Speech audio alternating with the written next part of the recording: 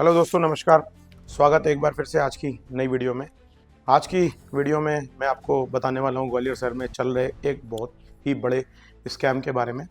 तो जो लोग भी प्रॉपर्टी परचेस करना चाह रहे हैं उन सब के लिए ये वीडियो बहुत ही इम्पोर्टेंट है। आज ग्वालियर में आज के समय में एक बहुत बड़ा स्कैम चल रहा है जो कि डॉक्यूमेंट्स को लेकर के है। तो बहुत ही इंपॉर्टेंट वीडियो है, आप लोग वीडियो को स्किप नहीं करिएगा, पूरा देखिएगा। वीडियो को स्टार्ट करने से पहले आप लोगों से गुजारिश रहेगी, चैनल पर नए हैं, अभी तक हमारे चैनल को सब्सक्राइब नहीं किया है तो प्लीज़ कर लीजिए और बेल आइकन को भी प्रेस कर दीजिए, जिससे कि हमारे सारे लेटेस्ट वीडियो अपडेट आप लोगों को मिलते रहेंगे। इंस्टाग्राम या फेसबुक पे देख रहे हैं तो प्लीज़ फॉलो कर लीजिए, जिससे कि हमारे नए नए वीडियो के नोटिफिकेशंस आपको मिलते रहेंगे। तो देरी ना करते हुए वीडियो को स्टार्ट करते हैं।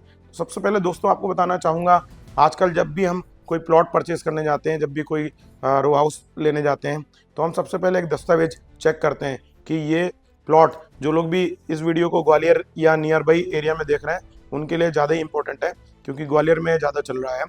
तो सब लोग क्या देखते हैं कि क्या ये जो प्रॉपर्टी है ये फार्म 4 है या नहीं है। तो मेनली लोग क्या चेक करते हैं, प्रॉपर्टी फार्म 4 है या नहीं है। तो बिल्डर क्या करते हैं, आजकल जो बिल्डर कर रहे हैं, वो मेरे साथ भी एक स्कैम हुआ जो मैं आप लोगों को बताना चाह रहा हूँ। बहुत सारे लोगों को ये पता नहीं है। बिल्डर सबसे पहले क्या करते हैं, किसान के पास जाते हैं और किसान ने सपोज दैट मान लीजिए एक ज़मीन सेल के लिए निकाली हुई है, तो किसान से उस ज़मीन का एक रेट तय करते हैं। रेट तय करने के बाद में एक छोटा सा एग्रीमेंट बनाते हैं और एग्रीमेंट को टाउन एंड कंट्री प्लानिंग के ऑफिस में पेश करते हैं और वहाँ से टीएनसीपी की परमिशन ले लेते हैं।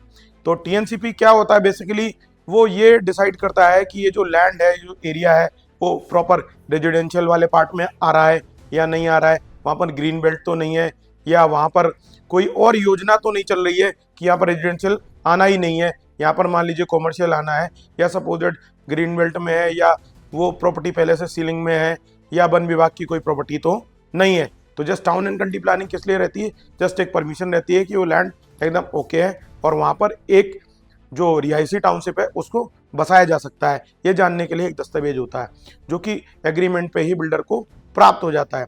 तो बिल्डर क्या करता है, उस एक दस्तावेज को लेकर के ग्राहकों को अपने स्टाफ के द्वारा या अपने लोगों के माध्यम से जानकारी देता है कि मैं एक ऐसी टाउनशिप लेकर के आया हूँ जहाँ पर हम टाउन एंड कंट्री प्लानिंग की परमिशन दे रहे हैं, आपको फार्म 4 टाउनशिप दे रहे हैं और ऐसे ऐसे प्लॉट हम बना रहे हैं। और अपन लोग क्या करते हैं, सस्ते प्राइस सुन करके, फार्म 4 सुन करके अपन वहाँ पर प्लॉट परचेज कर लेते हैं।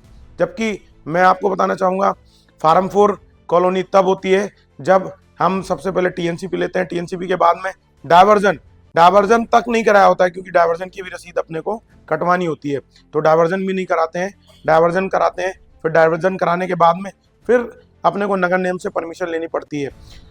ये सब होने के बाद में एक बार को रेरा आप नहीं ले रहे हो तो नगर निगम का कंप्लीशन सर्टिफिकेट, यानी कि साइट पर पूरा काम कंप्लीट हो गया है, कंप्लीशन सर्टिफिकेट मिल जाता है, तो एक वैलिड टाउनशिप बन जाती है।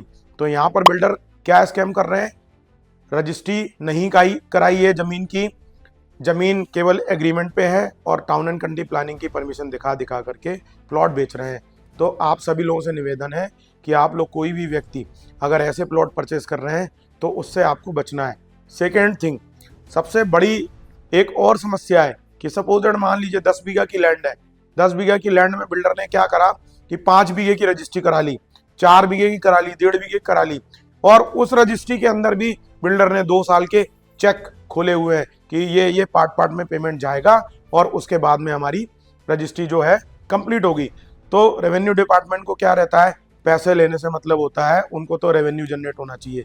तो जैसे मान लीजिए 1 बीघा में 22,500 स्क्वायर फीट होते हैं, तो 22,500 में अपने को परमिशन लगभग 13,500 की मैक्स टू मैक्स मिल पाती है प्लॉटेड एरिया की, रोड वोड गार्डन वार्डन सारे को छोड़ दें तो 13,500 जो लैंड मिलती है वो उसकी टुकड़ों में प्लॉट के रूप में रजिस्ट्री करवा देते हैं आपकी रजिस्ट्रार ऑफिस में। जबकि कायदे से वो रजिस्ट्री कब होना चाहिए, जब जो प्रीवियस रजिस्ट्री है वो प्रीवियस रजिस्ट्री की सारी चेक्स क्लियर हो जाए, तब रजिस्ट्री होना चाहिए। मैं ये नहीं कह रहा आप प्लॉट नहीं बुक करें, प्लॉट आप बुक कर सकते हैं अगर उस पार्ट की रजिस्ट्री है। आपको उस प्रॉपर्टी का सीमांकन देख लेना चाहिए और सीमांकन में जो सर्वे नंबर डले हुए उस सर्वे नंबर के खसरे देख लेने चाहिए। खसरे पर सामने वाला जो व्यक्ति है, जो बिल्डर है, वो भूस्वामी हो जाता है, उसका नाम वहाँ पे चढ़ जाता है।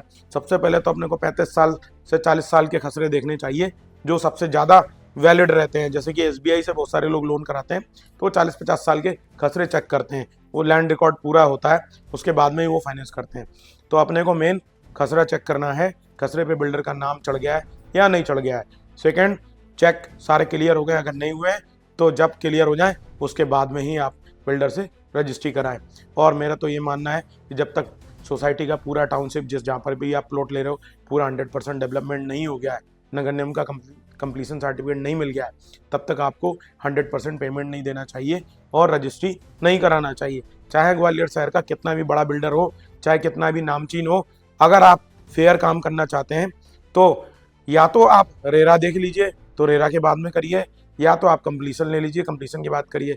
बहुत सारी बड़ी बड़ी टाउनशिप है जिनके पास में कंप्लीशन नहीं है, टाउनशिप बना दी है। कंप्लीशन नहीं होगा तो आपको नगर निगम से बनाने की अनुमति भी नहीं मिलेगी, घर बनाने की, केवल प्लॉट ही रहेगा। घर बनाने की अनुमति तब मिलेगी जब नगर निगम से आपको कंप्लीशन सर्टिफिकेट इशू हो जाएगा। तो आप सभी से यही गुजारिश है, अगर ये व्यक्ति कोई हमारे नेतागण देख रहे हैं तो आप लोगों को संसद में या जो भी आपकी बैठक होती है उन पे आपको ये क्वेश्चन उठाना चाहिए कि जो आजकल के रियल इस्टेट बिल्डर्स हैं वो एग्रीमेंट पर ही रजिस्ट्री मतलब टीएनसीपी ले लेते हैं। पहली चीज़ तो यहाँ पर सुधार होना चाहिए।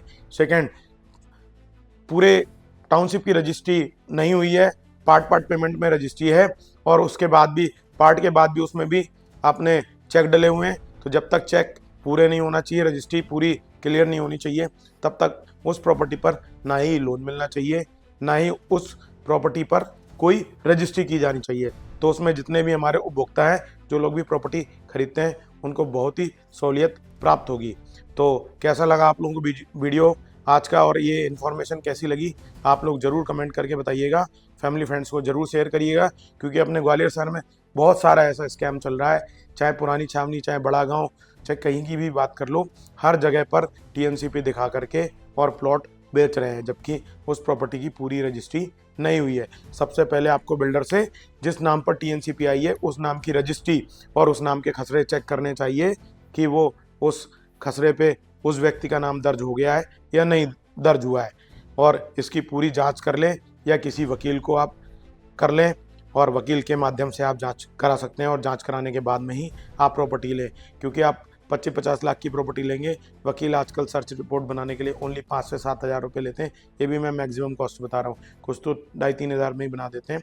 तो ये ज़रूर कराएं और एक पेपर में विज्ञप्ति कराएं। थोड़े से पैसे खर्च होंगे, बट आप जो भी प्रॉपर्टी परचेस करेंगे आपके लिए, आपके फ्यूचर के लिए, आपके जो भी बाद में वारिस हैं उनके लिए एक अच्छी और जेन्युइन प्रॉपर्टी साबित होगी। तो आज की वीडियो में इतना ही, जल्द मिलेंगे नए वीडियो के साथ, तब तक के लिए स्वस्थ रहें, मस्त रहें, नमस्कार।